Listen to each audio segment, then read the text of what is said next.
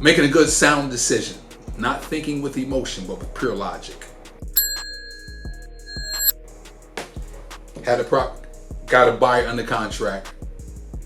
They're on the buyer's side, working with the seller. They had repairs done. They had inspections done, correction. Out of inspections done, it was about, example, 10 things that the buyer wanted to have addressed. The seller said, I'm only going to address 5 of them things. So the buyer was kind of livid. Well, I paid X amount of money, paid way above the list price, and so I want these things addressed. Now, granted, the things that need to be addressed wasn't serious mechanical, such as the roof, the electrical, or the plumbing. Minor things, right?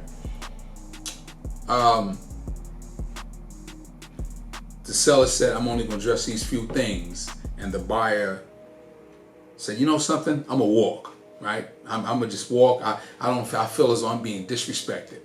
So then I had to have a sit down with her, and I said, listen, I want you to make a good, sound, logical decision versus an emotional one. Now, we can leave if you want to. We can terminate the contract, go about our business.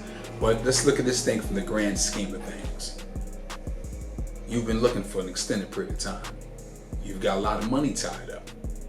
The items that need to be addressed, are they really that serious in comparison to how you really kind of taking it? We had contractors look at it. They said it's not that serious, but it's good to get addressed. And the property's not brand new.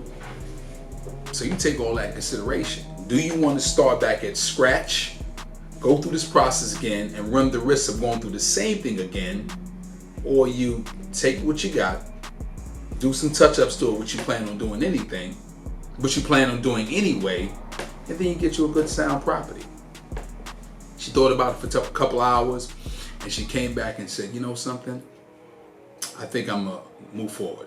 I'm gonna go, because at first I was thinking with my emotions, and when we think our emotions, it blocks our vision. We can't kind of think straight. So she made a good sound decision, and she was happy she made that decision. That's Friday's quick tip, and don't forget to like and subscribe on all social media on the Headley Real Estate Show.